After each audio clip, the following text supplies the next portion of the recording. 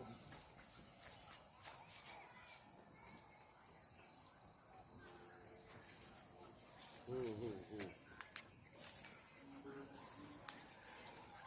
নয় বুঝলেন, সেদিনকে দিনে গাছগুলো লাগাইছি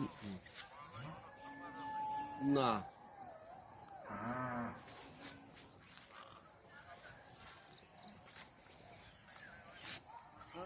কোলে খায় না খায় আমি করতে পারবো না। আমি এখন ঢুকবো বাড়ির থেকে বেরোয় মাগরিবের নামাজ পড়ে মনে করো আসবো একটু পুক পড়াই, পুক পড়াতে ঘুরে যাই ঈশার নামাজ পড়বো, ঈশার নামাজ পড়ে মারি নিয়ে বসবো একদম রাত 10টা খাইয়ে দেয় কিছু কিছু রাখতে হবে খায় না, বুঝছো? তখন তোমার এক ঘুমে যায়, তখন আমি সুখী